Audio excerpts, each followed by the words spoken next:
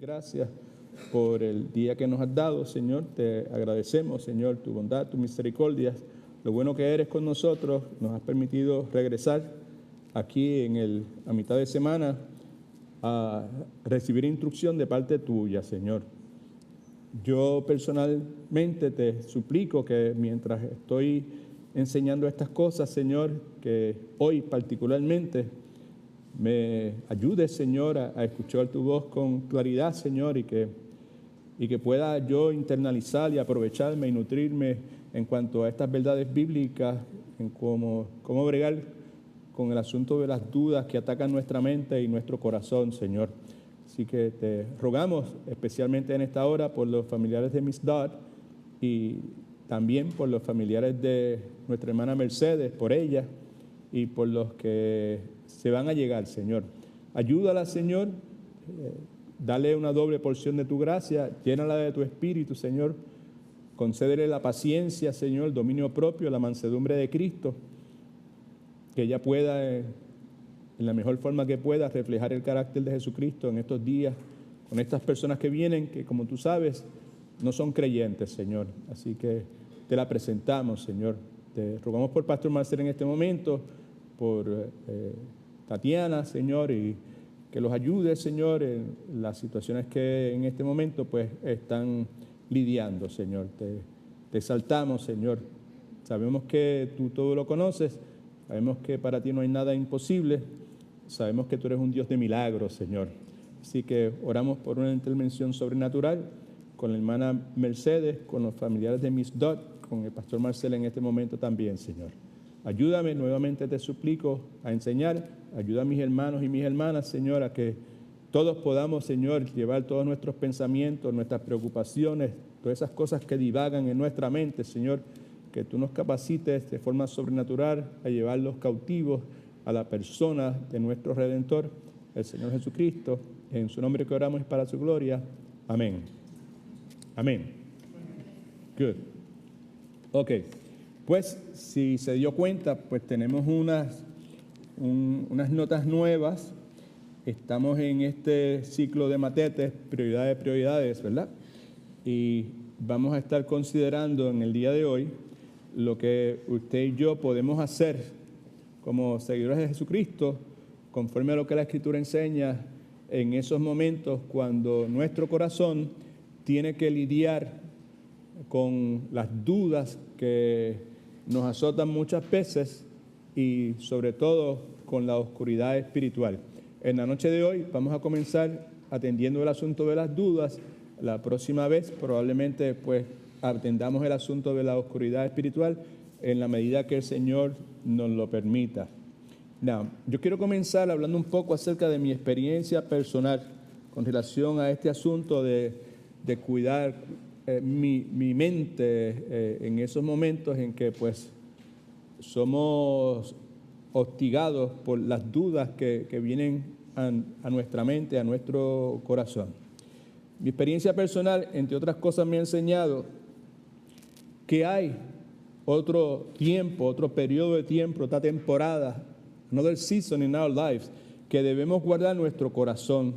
Y ese tiempo particularmente, como ya he dicho en varias ocasiones en lo que es nuestra conversación hasta este momento, es cuando nuestra mente, en ella surgen dudas, right? Y cuando nos cubre la oscuridad espiritual. Obviamente, lo contrario a oscuridad es ¿qué? Luz, claridad, claro, ¿ok? O sea, claridad espiritual es cuando podemos discernir las cosas espiritualmente, se ve, ¿verdad? Pero cuando experimentamos la oscuridad espiritual, quiere decir que la capacidad para poder discernir lo que sucede a nuestro alrededor desde una perspectiva espiritual se complica, difícil, ¿verdad? ¿Qué entonces nosotros debemos hacer en esos tiempos donde las dudas y la oscuridad espiritual están presentes en nuestras vidas? Ahora, cuando yo hablo de dudas y sobre todo cuando hablo de oscuridad espiritual, ¿de qué estoy hablando? Preste atención porque yo creo que si podemos entender la introducción, pues vamos a poder llenar los blancos y poder beneficiarnos de lo que los blancos dicen, ¿ok? O nos enseñan, debía haber dicho. Cuando yo hablo de oscuridad espiritual, dudas que surgen en nuestra mente. Me refiero a esos momentos en nuestra vida cuando usted y yo sentimos que la luz y consuelo que emanan de la presencia divina en nuestras vidas se retira. Hay momentos en la vida de nosotros, debería ser la mayor parte del tiempo, si vivimos llenos del Espíritu Santo, controlados por el Espíritu Santo, en que nosotros pues experimentamos luz, claridad, iluminación de carácter divino y consuelo, ¿verdad? Pero hay momentos en nuestras vidas en que esa luz espiritual, que ese consuelo nuevamente que emana de la presencia divina se retira, no está. ¿Cuántos me entienden eso? Hay momentos en que pues otra vez la oscuridad viene espiritual y entonces no vemos lo que está pasando desde una perspectiva espiritual, pero hay momentos en que sí. Hay momentos en que la presencia de Dios trae consuelo, ánimo, fortaleza, esperanza a nuestras vidas, pero hay momentos en que eso se disipa, ¿right? Pues cuando hablamos nosotros entonces acerca del tiempo de oscuridad espiritual, cómo yo debo cuidar mi mente y mi corazón en periodos de esa índole, pues estamos hablando de eso. Estamos también hablando de cuando usted y yo sentimos la presencia del pecado remanente en nosotros en una forma u otra. Sabemos que nosotros en Cristo Jesús hemos sido redimidos de la esclavitud del pecado, ¿verdad? De la muerte. Pero sabemos, conforme a lo que la Escritura enseña, que hay un remanente que queda en nosotros de pecado. Cuando hablamos entonces de oscuridad espiritual y de esos momentos en que las dudas hacen su haber en nosotros, estamos hablando de esos momentos cuando usted y yo sentimos de una forma obvia, clara, la presencia de ese pecado remanente, ¿verdad? Y cuando usted y yo sentimos la presencia de ese pecado remanente en nosotros, esos no son momentos de claridad espiritual, son momentos de oscuridad espiritual, son momentos confusos, son momentos en que nos confundimos, son momentos en que las dudas empiezan a germinar dentro de nosotros y si no somos cuidadosos, llega un momento en que inclusive cuestionamos la veracidad de nuestra fe. Amén. De eso es que estamos tratando de hablar en esta noche. Estamos hablando de esos momentos cuando estamos a punto, por la oscuridad misma, ¿verdad? Por el hecho de que la presencia divina, usted y yo no la podemos palpar, ¿verdad? Ante el hecho de que ese remanente de pecado que queda en nosotros está ahí latente, está vivo, está activado y nosotros lo sentimos, ¿verdad? Y vemos sus efectos, ¿verdad? Así que hablamos cuando estamos a punto de perder la esperanza de nuestra fe, de lo que hemos creído, de lo que hemos vivido, ¿verdad? Y cuando llega el momento en que nosotros comenzamos a pensar lo peor de nosotros mismos. Los rostros que estoy mirando en este momento me reflejan que probablemente lo que yo estoy tratando de comunicar no ha caído, ¿verdad? ¿Sabes? No. Como si la impresión que me da es como si usted no ha vivido eso en la vida suya. Como si usted nunca ha sentido que la luz y el consuelo de la presencia divina se ha retirado de usted. Como si usted no ha tenido momentos en la vida suya donde cuando la presencia del pecado remanente que cae en cada uno de nosotros se expresa, se manifiesta y le complica la vida a uno y confunde a uno y trae toda clase de dudas. Right? Momentos en que, por la forma en que uno responde ante una circunstancia, sea la que sea, pues uno comienza a pensar lo peor acerca de uno mismo. De eso estamos hablando. Me refiero a esos momentos cuando el desaliento, de lo cual hablamos el domingo pasado, nos asedia, mientras nosotros pensamos que el consuelo, el gozo, la victoria que experimentamos en el pasado no era más que una vana ilusión. El gozo aquel que yo experimenté cuando conocí al Señor, ahora 10 años después, what is that? ¿Qué pasó con eso? Parece como una vana ilusión de nuestro pasado, ¿verdad? Parece como si nuestra profesión de fe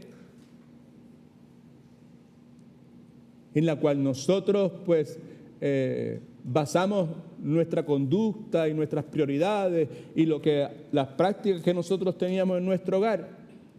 Llega un momento en que esa profesión de fe y esa ilusión que tuvimos en el pasado, el consuelo, el gozo, la victoria, como resultado del desaliento, ¿verdad? Como desaliento ante la presencia de las dudas que están en la vida de nosotros y ante la realidad de esta oscuridad espiritual que traté de definir hace un momento, ¿verdad? Nos llevan a concluir que probablemente la fe que nosotros profesamos tener en algún momento dado fue una hipocresía. Sucio difícil. Vuelvo a repetir lo que acabo de decir. Cuando hablamos de tiempos de oscuridad espiritual, cuando hablamos de esos tiempos en que las dudas hacen su agosto en nosotros, que quiere decir tienen un field day con nosotros, tienen unas fiestas patronales, hacen lo que les da la gana con nosotros, las dudas. ¿Cuántos han experimentado un ataque de dudas alguna vez? ¿Right? Toda clase. Me estoy refiriendo a esos momentos cuando el desaliento nos asedia, nos está ahí harassing us, right? Okay.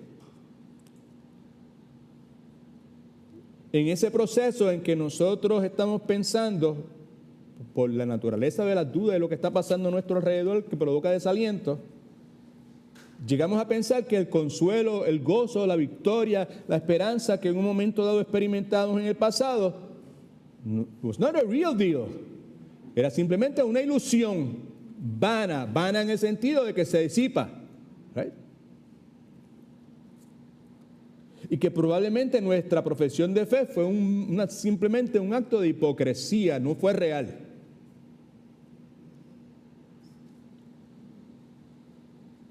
Estoy tratando de definir la cuestión de la oscuridad espiritual y el asunto de las dudas, de forma tal que cuando empecemos a llenar los blancos y ver qué es lo que promueve la Escritura nos brinda para nosotros poder guardar, proteger nuestro corazón y nuestra mente, tengamos claro de qué es que me lo va a proteger.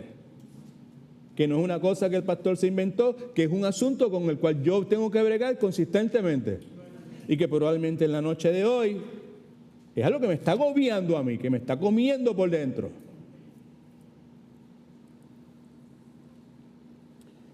Estamos hablando de esos tiempos en que las dudas y la oscuridad espiritual provocan que la acción que yo soy llamado a hacer, que es sobre toda cosa que guardes, guarda tu corazón porque de él emana la vida, provocan nuevamente esas dudas y la oscuridad espiritual, provocan que el guardar, cuidar y proteger mi corazón sea algo extremadamente difícil. Como dije ahorita, sucio, difícil. Cuando experimentamos dudas y oscuridad espiritual, no estamos riéndonos.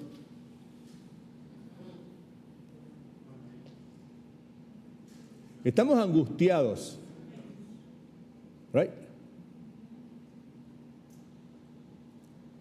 Así que estamos hablando de esos momentos en que la angustia que experimentamos surge del estado espiritual de nuestra alma. Nuestra alma es nuestra mente, nuestro corazón, nuestra voluntad, todos esos elementos que forman esto que nosotros consideramos como alma, ¿verdad? Esa angustia surge, ¿verdad?, de ese estado espiritual que es nuestra alma, y ese estado espiritual que es angustioso, al mismo tiempo pone en duda algo que es muy importante para nosotros, que es nuestra fe. No estamos hablando de una tontería, estamos hablando de algo serio. Ahora, hay una serie de argumentos que nuestra alma utiliza, mente sobre todas las cosas, emociones, en esa gestión. Son diversos. Déjeme citar algunas cosas. Quizá usted pueda identificarse y dice, now I know what he's talking about. Okay. Esos momentos que por las circunstancias que acontecen en nuestra vida, sean las que sean, Escuchamos esa voz que nos dice: has vuelto a caer en los mismos pecados de los cuales te habías arrepentido con tanta vergüenza y tristeza. Volviste a lo mismo. Y eso es tan intenso que conduce muchas veces a que nosotros dudemos de nuestra fe. En eso consiste el llegar a un punto que considero que lo que había creído anteriormente era una vana ilusión o un acto de hipocresía. Esos pensamientos constantemente están bombardeando, son los pensamientos sobre los cuales la Biblia nos dice que sobre toda cosa que cuides, protege tu mente, porque de él emana la vida. Ese tipo de cosas, ¿verdad? Okay.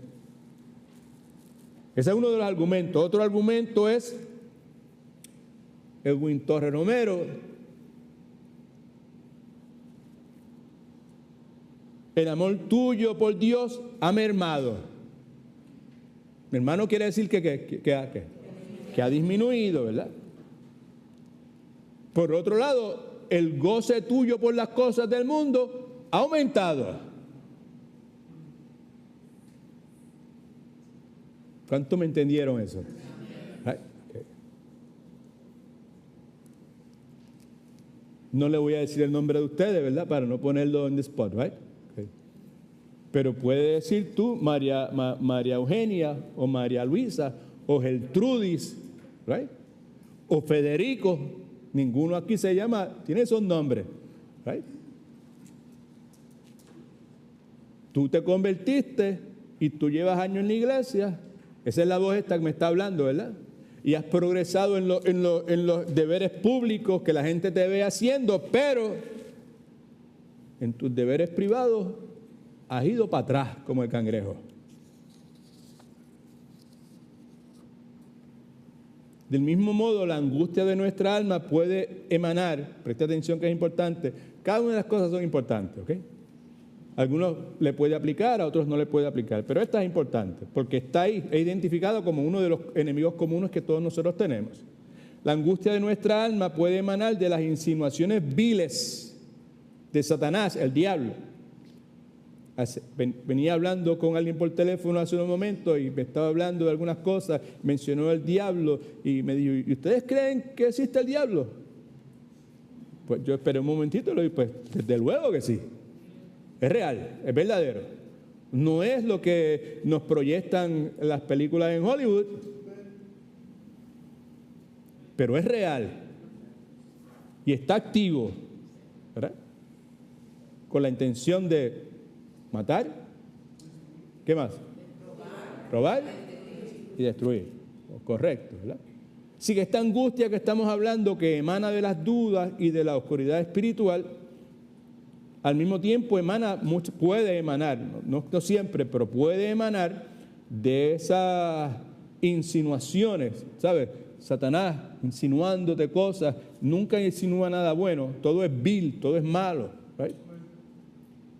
Y esas insinuaciones de Satanás traen confusión a nuestra alma, ¿right?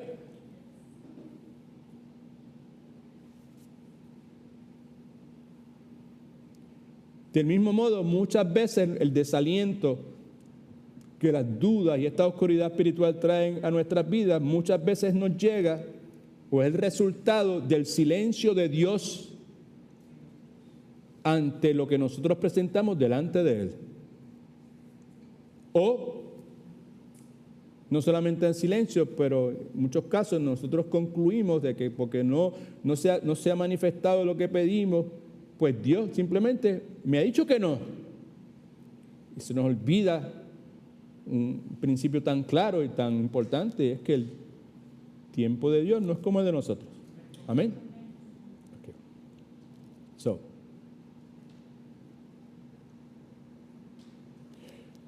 Me parece a mí que para poder nosotros afirmar quiere decir fortalecer, lo que quiero decir. Para nosotros poder proveer ayuda a nuestro corazón y nuestra mente, cuando se encuentra en situaciones similares a las que acabo de describir, hay algunas cosas que podemos hacer, y ese es el propósito de esta sección, Tematete. Me parece que una cosa que necesitamos es que necesitamos familiarizarnos con algunas verdades generales de la palabra, verdades generales que tienden a calmar nuestra alma cuando es atacada intensamente por las dudas. Hay unas verdades generales, hay unas verdades que están ahí, que se pueden aplicar, que todo verdadero creyente las puede aplicar. ¿Okay? Me parece que precisamos ser instruidos correctamente en cuanto a cómo bregar con esos pensamientos que traen duda a nuestra vida y que nos roban la tranquilidad. Eso es lo que queremos hacer. Eso es lo que buscamos hacer. Eso es lo que le pedimos a Dios que nos conceda hacer.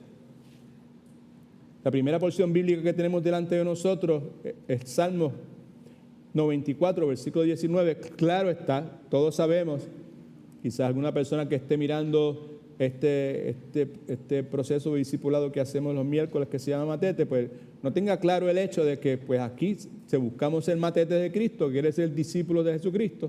Amén. ¿Sí? Y que pues la herramienta que Dios nos ha dado para hacerlo, pues ya tenemos presente la persona del Espíritu Santo, que es el que nos enseña en nosotros como verdaderos creyentes, y que tenemos la palabra de Dios, la revelación de Dios escrita, que está registrada en el libro que nosotros conocemos como la Biblia. Por eso es que inmediatamente, luego de la introducción un poco extensa que hice, entramos de lleno a lo que dice la Escritura sobre el asunto, ¿verdad? Particularmente ante la sugerencia o proposición de que nosotros precisamos ser instruidos correctamente. Usted puede ser instruido, una persona instruida, pero usted puede ser una persona instruida incorrectamente. Y pues te puedes encontrar con 2.300 personas que pueden argumentar sobre el particular y te van a decirlo correctamente. Todo depende de quién usted crea que está correcto y no esté correcto, ¿verdad? En el caso nuestro, pues nosotros entendemos que lo que dice la Escritura es lo que es correcto. Amén. Sobre todo cuando uno está hablando de computadoras, sobre todo cuando uno está hablando de cuestiones de genética y de ciencia y de esas cuestiones, pues obviamente confiamos lo que la Escritura está en lo correcto. Amén. Ok. Salmos capítulo 94, versículo 19. El salmista está sugiriendo, ¿verdad?, que ante la presencia de dudas, ante la presencia de oscuridad espiritual, que él lo expresa en términos de pensamientos íntimos, lo más prudente que el ser humano puede hacer es acudir a la Escritura, de la cual emanan consolaciones. Sabemos que Salmo 119 nos habla claramente de ese particular, creo que es el versículo 52, 53 o 54, por ahí, no me acuerdo exactamente, que dice, el salmista le pide a Dios que le ayude a él a acordarse de la palabra de Dios, porque la palabra de Dios ha sido fuente de ¿qué? De esperanza, ha sido fuente de fortaleza y ha sido fuente de consuelo. ¿Right? Y aquí entonces el salmista hace referencia a esas consolaciones. Salmo 94, versículo 19 dice, en la multitud de mis pensamientos íntimos, en el idioma hebreo está hablando de preocupaciones, está hablando de issues, de angustia, de grandes preocupaciones, cosas que le turban, dudas, oscuridad espiritual, si usted quiere. ¿Right? En la multitud de mis pensamientos íntimos, tus consolaciones alegraban mi alma. En otras palabras, ante la multitud de preocupaciones que se agolpaban en mi mente y me asediaban, tú, Dios, me das consuelo y tú traes gozo a mi vida y tú traes alegría a mi vida, ¿verdad? ¿Okay? Tu consuelo llenado a mi alma de gozo y de alegría. Así que veamos ahí en sus notas algunas verdades que calman el alma asediada por las dudas. ¿Right? ¿Alguien me puede dar un sinónimo para esa palabra asediada? ¿Qué quiere decir para usted? Acorralado. All right, okay, sí. La palabra es un término, yo creo, militar, me parece a mí, ¿verdad? O por lo menos se utiliza mucho en el contexto militar. Cuando un ejército acorrala, ¿verdad? Encierra, ¿verdad? Y están asediados, atacados por distintos flancos, ¿sabes? Distintas áreas, okay. Eso acontece con nuestra alma, con nuestra mente, nuestras emociones, ¿verdad? Es un ataque constante. Y nosotros pues necesitamos recurrir a la Escritura, de la cual nosotros podemos obtener algunas verdades que van a traer el efecto de calmarnos, traer tranquilidad, sosiego a nuestras almas, ¿verdad? Al momento de enfrentar lo que la Escritura dice con esos pensamientos que están ahí con el propósito de robar nuestra tranquilidad. Santiago nos habla un poco acerca del asunto de las dudas, ¿verdad? Y comienza diciendo que si alguno de vosotros tiene falta de sabiduría, que la pida a Dios, el cual da a todos abundantemente y sin reproche, le será dada. Pero pida con fe, dice, no dudando, ¿verdad? Y no dudando nada. La razón por la cual es porque el que duda es semejante a la onda del mar que es arrastrada por el viento y echada de una parte a otra. Pues eso, sin lugar a dudas, es el resultado de que la duda en nuestra vida funcione sin restricciones, que no sea controlada, que no sea domada. Cuando la duda hace lo que le da la gana, el resultado es eso. Vivimos una vida sin dirección, tropezamos consistentemente en distintas formas. ¿Ok? Así que yo creo que, me parece a mí que una de las verdades más importantes para nosotros, acuérdense, que una de las cosas que provoca a nosotros grandes dudas son las insinuaciones que Satanás trae a nuestras mentes, son viles, son malas, con el propósito de robarnos la tranquilidad, el gozo, la paz que Dios ha prometido que va a gobernar nuestra vida, ¿verdad?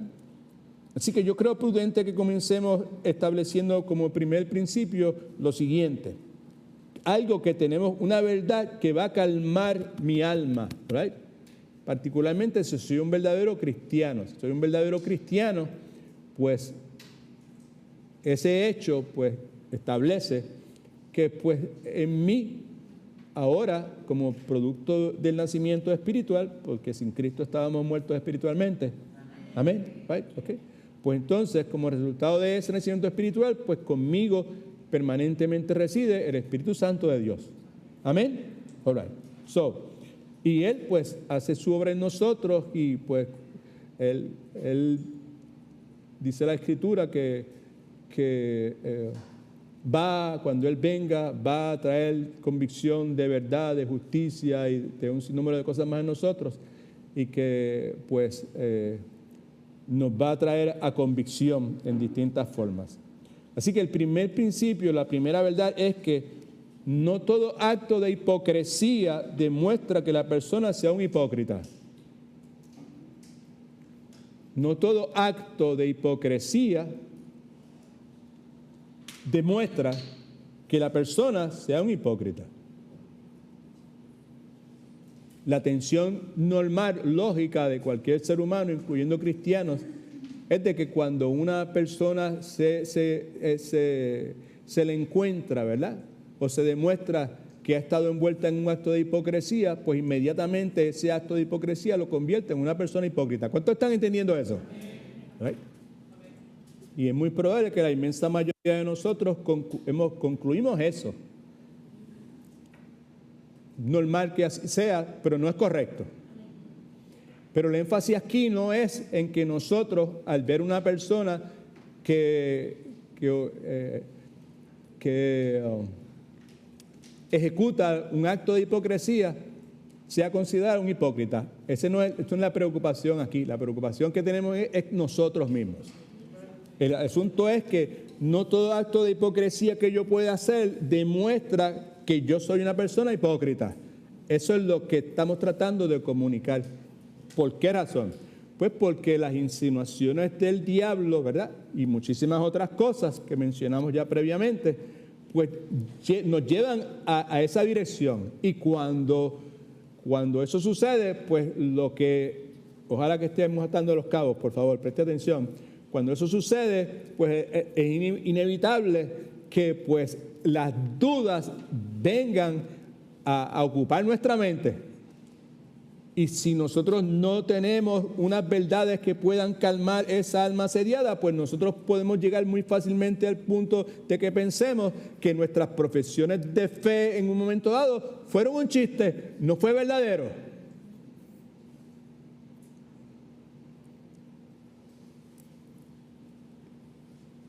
Así que tenemos dos cosas antes de entrar a lo que estamos diciendo.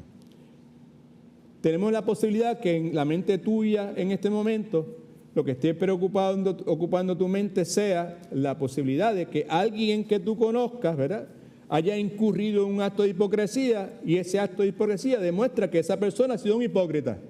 Eso puede estar ocupando la mente tuya en este momento. Pero también que mi esperanza es que en vez de ser otra persona, se trate de ti. Que yo he incurrido en determinado momento en un acto de hipocresía, pero el hecho de que yo haya incurrido en un acto de hipocresía en ese momento no me convierte o no demuestra que yo sea un hipócrita. Un hipócrita es uno que tiene una careta puesta, que finge una cosa que no es.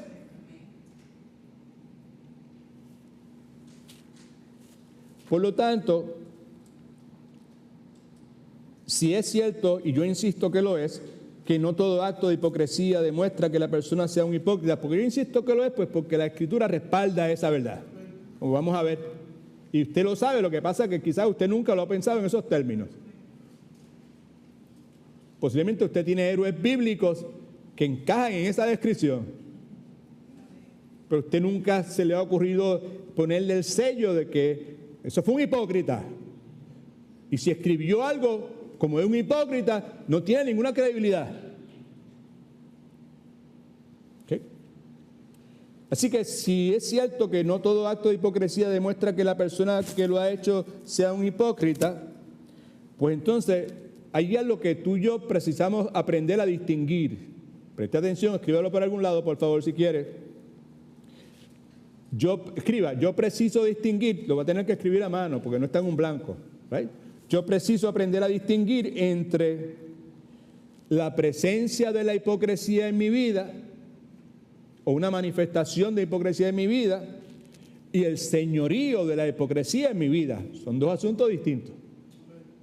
Es la presencia, una manifestación de hipocresía en mi vida, y el señorío de la hipocresía en mi vida.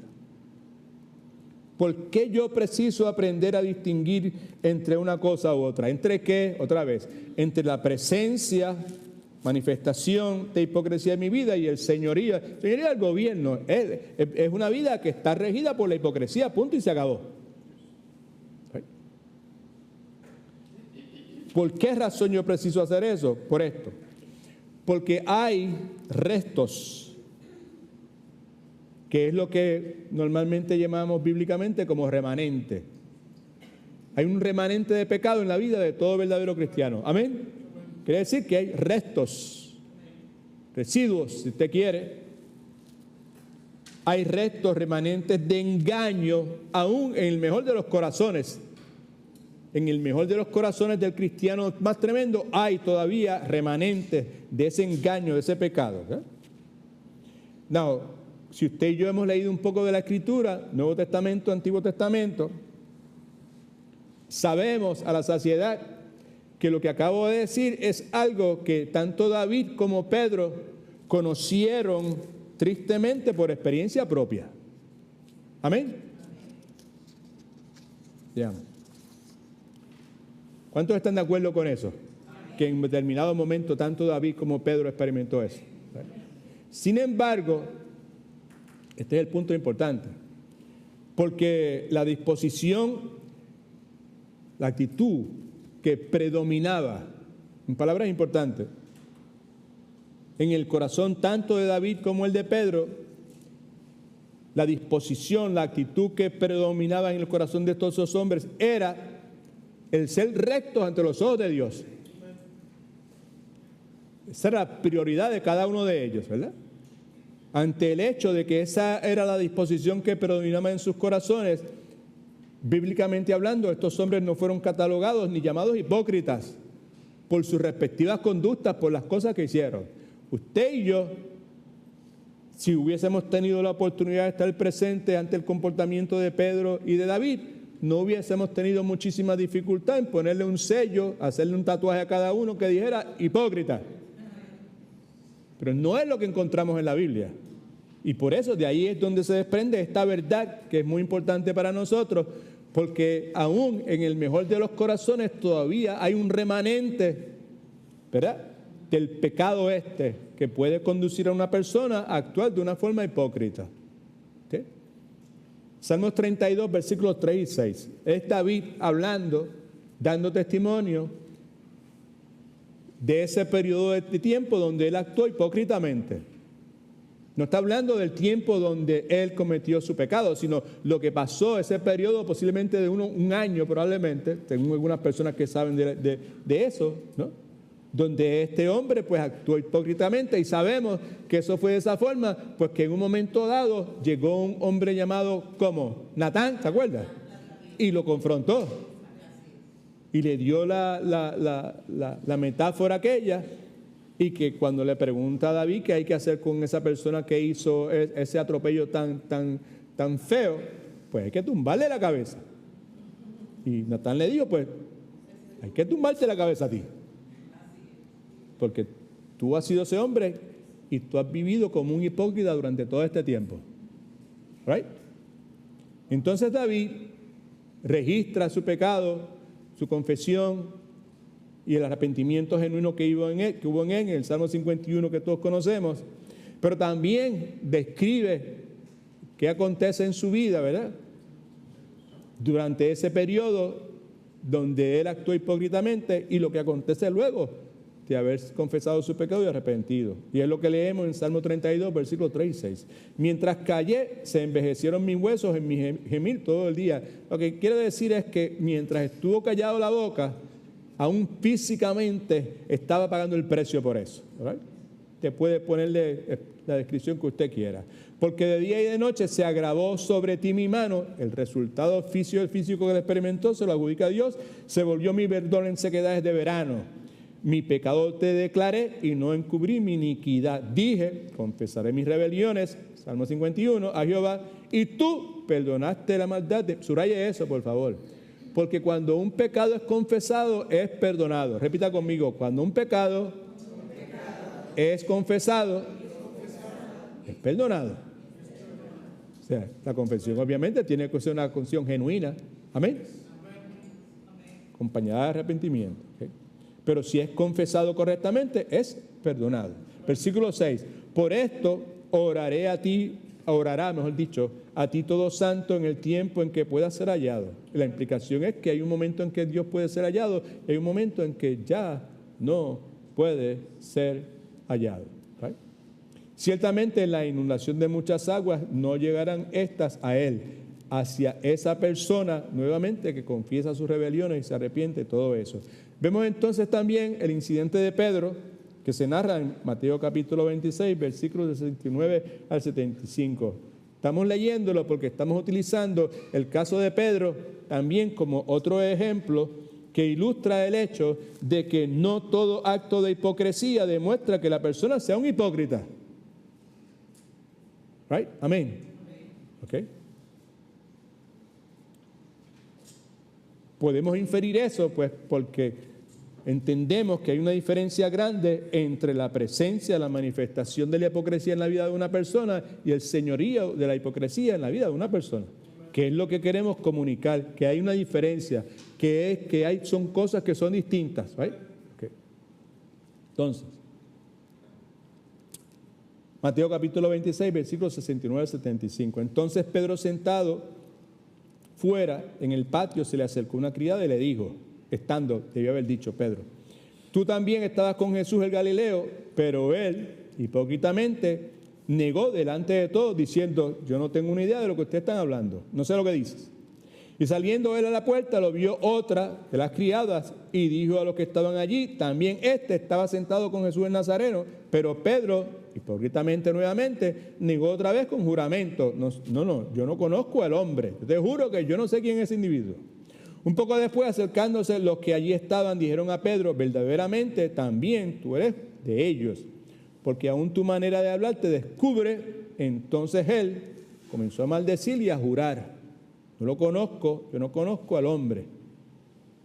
Eso es una expresión hipócrita, ¿right? Okay.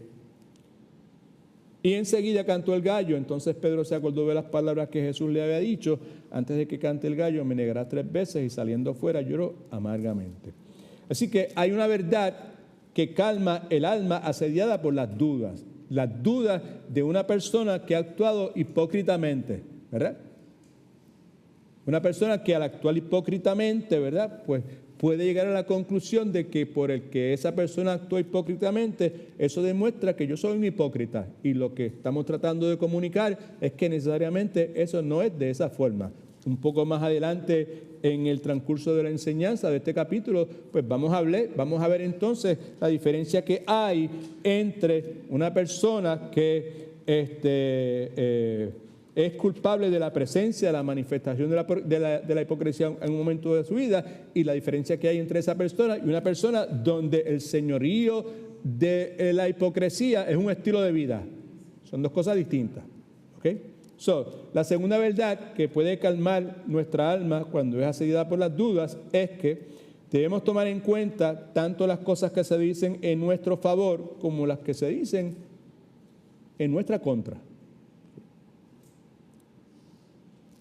Ahora, hay un pecado, y en esto concurren escritores cristianos, buenos pastores respetables de hace muchos siglos atrás y pastores buenos del día de hoy, como John MacArthur, entre otros, ¿verdad? En que un pecado que muchas veces las personas piadosas, ¿qué es una persona piadosa? Alguien me levanta la mano y me dice, ¿qué es una persona piadosa? Alguien levanta la mano y me dice. Lupita. Una persona que insiste en querer vivir conforme a la voluntad de Dios. Right? Una persona también que busca su satisfacción en esa relación con Dios. Es una persona piadosa. ¿Okay? Lo que estamos proponiendo en este momento es que un pecado frecuente entre las personas piadosas, que estas personas piadosas cometen, es que estas personas piadosas muchas veces son extremadamente severas consigo mismos y no consideran de manera imparcial el estado de sus almas.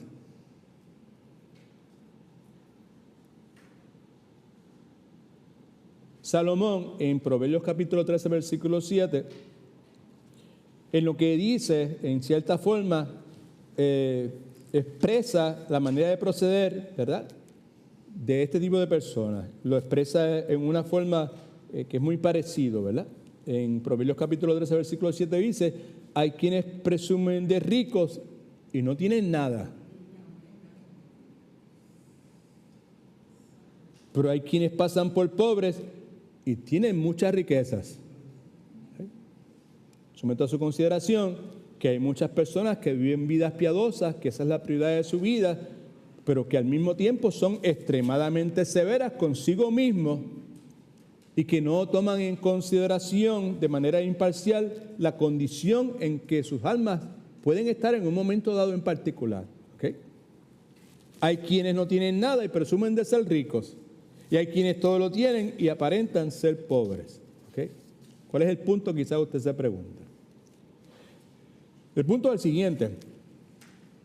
Bíblicamente hablando, el pecado que condena a los hipócritas, preste atención que es importante, es fingir ser mejores de lo que son.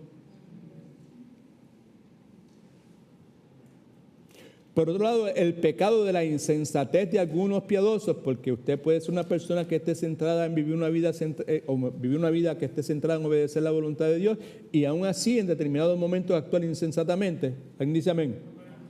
Yeah, sure. El pecado de la insensatez de algunos piadosos es que hacen que su condición parezca peor de lo que es. Es el punto que estamos tratando de comunicar, ¿ok? Al hacerlo se convierten en enemigos de su propia paz.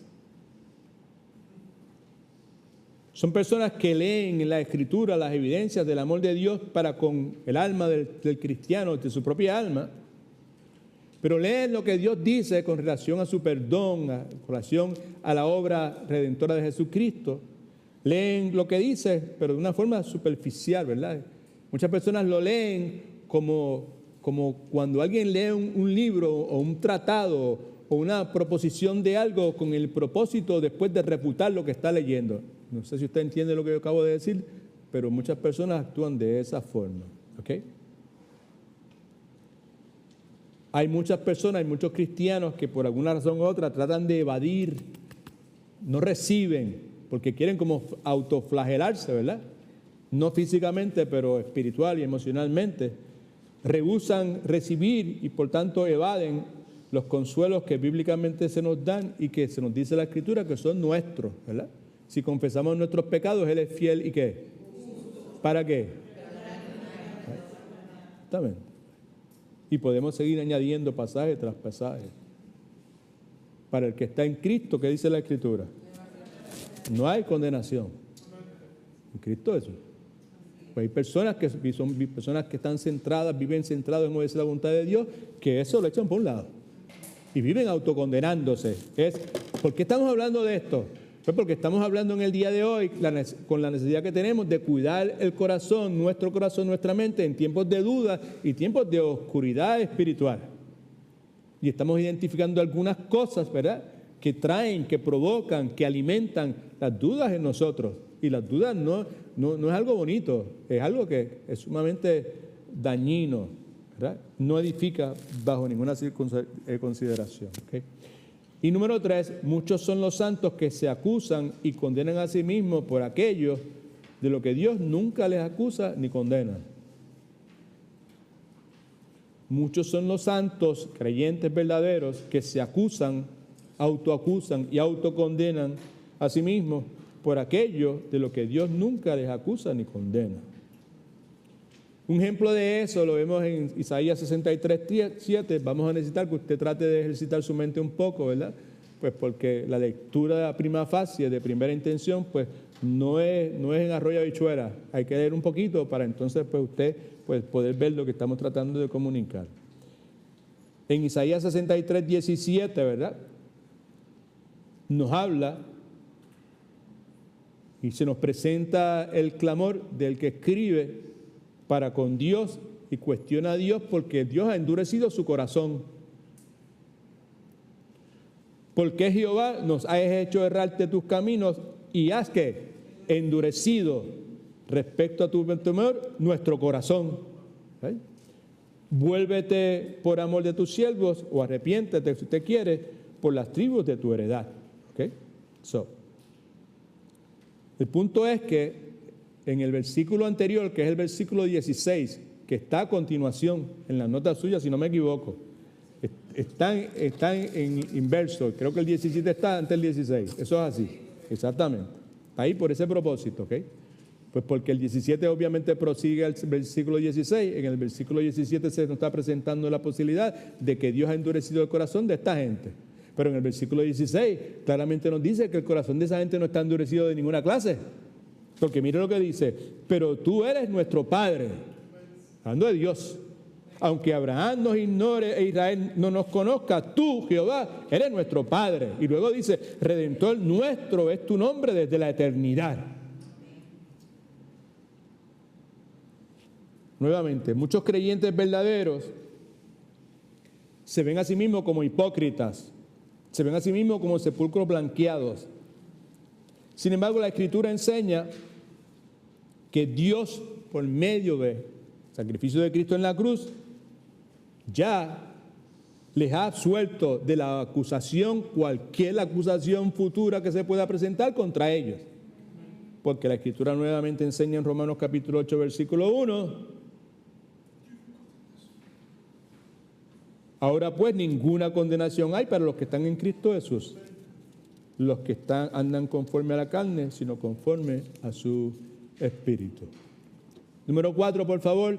No todo lo que cause aflicción al pueblo de Dios es razón suficiente para hacerles cuestionar su sinceridad o la sinceridad de su fe. ¿Ok? La palabra de Dios enseña que hay muchas cosas que nos pueden causar sufrimiento, que nos pueden provocar angustia, pero que si bien es cierto que hay muchísimas cosas que pueden hacernos sufrir, adversidad, aflicción, angustia, necesariamente esas cosas no tienen que hacernos tropezar. Ejemplo de eso lo vemos en 1 de Pedro capítulo 4, versículos 12 y 13, que dice, amados, no os sorprendáis del fuego de la prueba que os ha sobrevenido como si alguna cosa extraña os aconteciese, Al contrario, gozaos porque sois participantes de los padecimientos de Cristo, para que también en la revelación de su gloria os gocéis con gran alegría. ¿Cuál es el punto? Concluimos ahora con esto, por favor. Esto es lo que quiero comunicar.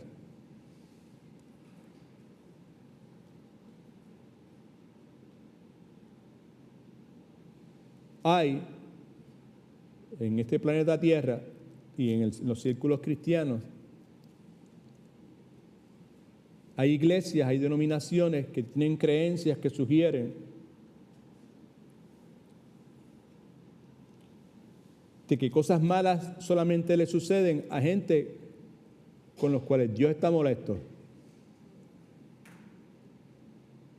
Y que es de esperarse que si usted actúa conforme a la voluntad de Dios, no le pase nada malo. Todo lo que le pase sea bueno. ¿Ok? Es una enseñanza que es totalmente incorrecta. ¿Amén?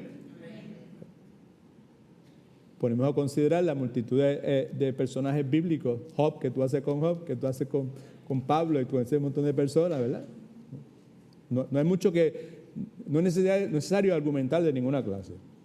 Pero lo que quiero enfatizar a manera de conclusión es lo siguiente. Si cada vez que la aflicción, la adversidad, la angustia aparezca en nuestra vida, usted y yo comenzamos a poner en tela de juicio que es dudar. Poner en tela de juicio es dudar, que es lo que estamos hablando. Es que es de lo cual necesitamos cuidar nuestra mente, aprender a cuidar nuestra mente, ¿verdad? Okay.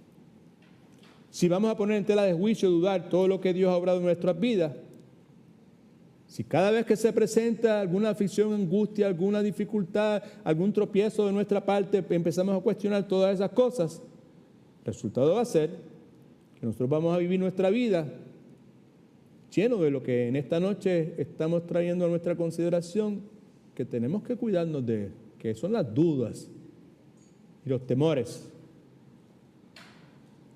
Y si eso es de esa forma, pues una promesa de Dios, que es, ¿verdad? La paz de Dios que sobrepasa todo entendimiento, que va a cuidar, proteger nuestros corazones, nunca se va a realizar en la vida de nosotros. Si yo voy a poner en tela de juicio, voy a dudar en todo lo que Dios ha obrado en mí, sobre todo la salvación y todo mi permanencia en Cristo y todo el sinnúmero de cosas que usted y yo conocemos que son doctrinas bíblicas, right? ¿Okay? Vamos a vivir nuestra vida lleno de dudas y temores. Nunca vamos a alcanzar una paz verdadera, interna. Y nunca vamos a poder vivir una vida consistente, una vida de alabanza y adoración. Y sobre todo una vida de agradecimiento constante, ¿verdad?, a Dios, que es el tipo de vida que la Escritura del Evangelio espera, sugiere de cada uno que verdaderamente ha nacido de nuevo. Así que en esta noche, pues hemos visto aquí por lo menos 4 verdades que calman la ansiedad por las dudas. No todo acto de hipocresía demuestra que la persona sea un hipócrita. Muchos son los cristianos que se acusan y condenan a sí mismos por aquello de lo que Dios nunca los acusa y condena. ¿Sí? No todo lo que causa aflicción al pueblo de Dios es razón suficiente para hacerles cuestionar su sinceridad. La sinceridad de su fe. Si mi fe es genuina o no lo es. ¿Sí? Porque si mi fe es genuina, pues entonces pues yo no voy a experimentar tal o cual cosa, tal aflicción, la pérdida de esto, el tropiezo, todo lo que tenga que ver que provoque angustia en nuestras vidas. Y pues el número 5, pues lo vamos a dejar para la semana que viene. ¿Ok? God is good? All the time. Vamos antes de orar, después de orar, vamos a cerrar las mesitas, vamos a colocar las sillas sin ponerlas una encima de la otra, simplemente las pones ahí contra la pared. Vamos a traer las mesitas que vamos a poner, simplemente le vamos a poner por encima los pañales. Manteles, le vamos a poner pañales a las mesas. Y entonces, recuerde que entonces que el próximo domingo tenemos la celebración de Easter. Si quiere traer algo, algún alimento, lo puede traer, ¿ok? En confianza, ¿verdad? Y pues nada, vamos a orar un momentito. Padre, en el nombre de Jesús te damos 1000 gracias por el tiempo que tú nos has dado, Señor. Te agradecemos que nos hayas dado tu palabra. En ocasiones tú nos traes a considerar asuntos como este, ¿verdad? Que no son asuntos que no estamos acostumbrados a escuchar ni a tratar normalmente durante los servicios o aún en los programas de discipulado, Señor. Pero hay verdades bíblicas que, como estas, necesitan ser atendidos, como la otra vez que hablamos de las distracciones y el daño que nos hace, Padre Santo. Las dudas también. Y yo te ruego que, pues, a pesar de lo inadecuado que yo soy, pues que que tomes la verdad de tu palabra y que tú provoques que el corazón, la vida de cada uno de los que estamos aquí, yo incluido, seamos edificados, Señor, y que podamos aprender a lidiar correctamente con este asunto de las dudas en nuestras vidas, Señor. Volvemos a presentar delante de ti a nuestra hermana Mercedes, Señor, a los familiares de Miss Dot, Señor, que tú pongas tu mano poderosa sobre ellos, que tú los consueles, que les llenes de tu Santo Espíritu y que ellos puedan reflejar el carácter de Cristo, sobre todo ante la presencia de amistades, amigos, familiares que no conocen a Cristo, Señor. Ayúdales, te lo suplicamos. Prepáranos para el próximo domingo. En el nombre de Cristo. Amén.